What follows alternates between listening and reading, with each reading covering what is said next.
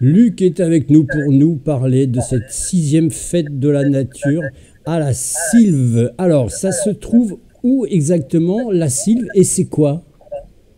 Alors, la Sylve, c'est un domaine, un petit domaine de 2 hectares et demi. En fait, c'est mon grand jardin qui est situé au quartier, le hameau Babara, sur la commune de Vaquières, sur la route de Saint-Beauzile-de-Montmel. Donc, quand on vient de Fontanès, par exemple, c'est avant d'arriver au village proprement dit de Vaquières. D'accord, et c'est C'est un grand refuge, ligue de protection des oiseaux. d'accord, c'est un refuge biodiversité. Biodiversité, c'est ça. C'est pas D'accord. uniquement que les oiseaux, en effet. C'est une association qui a 120 ans à peu près et qui s'occupait des oiseaux initialement, mais maintenant elle a élargi son cadre à l'ensemble de la biodiversité. D'accord. Et donc, je vois que c'est la sixième fête de la nature que tu organises. Ça veut dire que, bon, il y en a eu cinq autres avant. Ça veut dire que ça a rencontré son petit succès. On peut dire ça sans fausse modestie. Il y a eu des hauts et des bas, évidemment, mais il y a eu un record d'affluence une année, je n'ai pas mémorisé le chiffre, mais plus de 150 personnes. Donc, en effet, ça peut avoir un succès. Et puis, même s'il n'y a pas grand monde, les gens qui viennent repartent à 99% très satisfaits. Et le lieu se prête à une certaine intimité. Ça n'est pas Disneyland et c'est une réserve naturelle. Et donc, il va falloir à un moment donné gérer l'afflux éventuel. Pour l'instant, ça va, mais c'est vrai qu'on peut considérer qu'il y a un risque potentiel s'il y a trop de monde. Mais pour l'instant, ça va.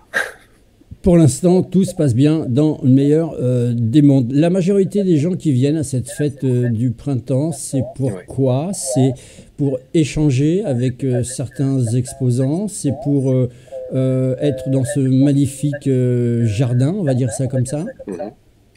Alors magnifique, restons quand même modestes là aussi. J'entretiens, entre guillemets, j'entretiens une garrigue boisée. Il y a un aspect naturel évident. Ce n'est pas un véritable jardin au sens propre, puisqu'il n'y a pas d'arrosage. Donc forcément, je me suis cassé les dents pendant un grand nombre d'années à vouloir faire pousser des choses qui ne poussent pas, du fait de la proximité de la roche-mère, très affleurante, sous un sol très fin. Donc, je favorise la nature qui sait tellement bien faire les choses. On a recensé avec mon ami plus de 170 plantes différentes et encore, on n'a pas fait évidemment tout ce qu'il y a dedans. Donc, c'est véritablement, oui, un petit lieu naturel que les gens apprécient. Donc, parce que mon appel, c'est plutôt côté ornithologie, évidemment, parce qu'il y a pas mal de nichoirs et des oiseaux qui fréquentent énormément le site. Mais il y a un cadre de verdure qui fait que les gens prennent plaisir à rester assez longtemps en général. Alors, les exposants, il y en a très peu. Il y a un stand de la LPO, évidemment. Cette année, il va y avoir une innovation avec un stand de bois tourné d'un ami. Donc, on reste un peu dans les bioressources. Mhm. Mais il va y avoir aussi une œuvre d'art qui s'invite sur le tard, mais ça c'est la surprise. Et voilà. Donc il y a combien de stands à peu près pour que les gens puissent un petit peu Alors, s'y retrouver? Alors on l'a bien entendu, la LPO sera présente bien sûr sur place. voilà. Donc il y a un stand. Alors il y a des stands qui sont présents avec pourquoi pas forcément une animation autour, c'est-à-dire que ça peut être soit une expo, soit des choses à faire en autonomie. Mais il y a des stands d'accueil qui vont permettre, par exemple, de connaître toutes les plantes qui font notre quotidien. Grâce à un chercheur de l'INRA, Franck Cure, qui revient pour la deuxième ou troisième fois. Il aime énormément cet endroit. Et sa passion, c'est même le dimanche, c'est de partager ses connaissances qui me semblent presque infinies sur les plantes et les oiseaux aussi d'ailleurs, puisqu'il a écrit un livre sur les oiseaux de Corse. Enfin bref, tout ça pour dire que ce stand-là, on va tous savoir sur toutes les plantes qui peuplent notre quotidien, avec un jeu de questions-réponses sur une base graphique qu'il a lui-même effectué. On a aussi un stand d'initiation au chant d'oiseaux. Donc, on entend des brefs extraits des chants d'oiseaux. On a un stand qui nous conte l'histoire du martinet, le martinet noir. On va avoir un stand itinérant qui consiste à aller apprendre à connaître les plantes grâce à une ethnobotaniste qui va nous dire un peu ses connaissances par rapport aux plantes locales. On a un stand d'initiation à la vannerie sauvage qui est sur réservation, puisqu'il n'y a que 8 places le matin et 8 places l'après-midi. On a un stand de bois tourné, j'en ai parlé. Et enfin, ah oui, alors nouveauté 2025, un stand de jeux pour petits et grands qui va être co-animé par au moins 5, 6 ou 7 étudiants de la fac de Montpellier qui sont passionnés par la nature. Et parmi ces étudiants, j'ai même des anciens élèves que j'ai réussi à passionner aussi pour ça. Voilà un peu le menu. Et il y a encore des stands qui peuvent se rajouter ou pas? Alors, évidemment, on peut toujours imaginer des ajustements de dernière minute. L'espace n'est pas infini non plus. Il s'agit d'être totalement en raccord avec l'esprit non commercial, puisque tout est absolument gratuit. L'entrée est gratuite, mais la sortie est gratuite aussi. Donc voilà, chaque proposition éventuelle sera étudiée à la loupe, dans la mesure où j'ai un travail d'installation et de prévision entre aujourd'hui et dimanche qui est encore énorme, et je reçois encore 2 classes de l'école de Vaquières, donc mon programme est chargé. Mais je suis évidemment ouvert à toute proposition sans garantie qu'elle puisse être mise en œuvre. Alors Luc, je sais aussi que tu fais partie de cette fameuse, j'ai envie de dire, de cette bande de Ripper Café Ouais. dans lequel tu t'investis aussi énormément. Oui. Mais dis-moi, comment on trouve toute cette énergie, tout ce temps pour faire ce que tu fais? Ben, c'est-à-dire que c'est peut-être, ça relève de la psychiatrie, on va dire.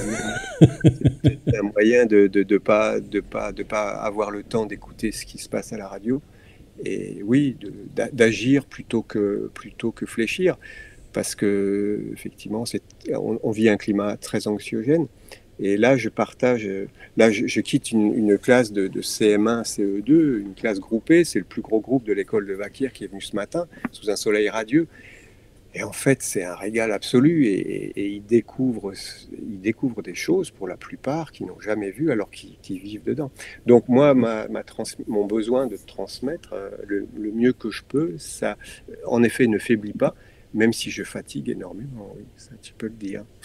Alors on l'a dit, c'est à Vaquières, bien sûr, c'est de 9 h à 19 h, C'est ça. grosso modo, si on peut dire ça comme ça.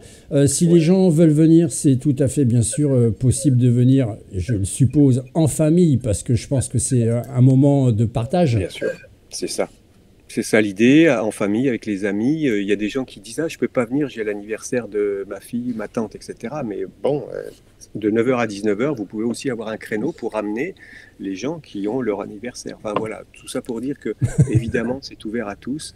Et en général, il y a une superbe ambiance. Et voilà. Alors on l'a dit, c'est la 6e fête de la nature. C'est quelque chose que auquel tu tiens énormément, profondément. La fête de la nature en tant que telle, ou La fête de la accueillir. nature que tu fais chez toi et le fait de pouvoir accueillir à la fois des exposants et aussi Ouais, le fait d'accueillir des visiteurs qui vont être avides de questions. Pourquoi ouais, dans un jardin privatif, par exemple? ouais. Euh, Tout ça, ça te porte, ça t'excite en gros? Oui, oui, c'est sûr que ça me galvanise un petit peu parce que initialement, ça part d'un principe par rapport à mon espace personnel, c'est de partager un espace. Je me sens é- évidemment très privilégié là où je suis. Je suis sur 2 hectares et demi, déjà la surface c'est du luxe, mais ça c'est historiquement c'était possible il y a un certain temps, maintenant c'est plus difficile. Et puis du coup, en effet, j'aime bien partager au moins une fois par an et d'ouvrir mon espace qui n'est pas clôturé et qui ne le sera jamais, même si les sangliers m'ont fait des ravages cette année qui sont tout à fait exceptionnels. Mais oui, cette envie de partager, je te dis, je ne sais pas d'où elle vient. Bon, j'ai été dans ma vie un peu prof. Depuis 1 an, je suis à la retraite, mais voilà, ça me reprend et j'ai eu envie d'aller au-devant de l'école de Vaquières pour leur proposer de venir chez moi voir cette nature au plus près. Et l'équipe enseignante de Vaquières n'a pas réfléchi très très longtemps pour dire un oui unanime et les 4 classes viennent tout au long de la semaine. Ben Mais voilà, voilà qui est magnifique. On vous rappelle l'événement qu'il ne faut pas manquer, c'est ce dimanche aussi, bien sûr. Alors on va croiser les doigts, bien sûr, avec le beau temps et le soleil. En tout cas, c'est ce qui est prédit. Donc comme ça, je pense que ça va être bien. C'est la 6e fête de la nature. C'est à la Sylve, bien sûr, c'est à Vaquières. Vous voyez l'affiche, bien sûr, à l'écran.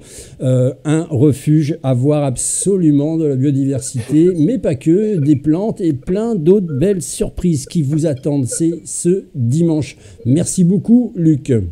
merci beaucoup à vous surtout. Au revoir.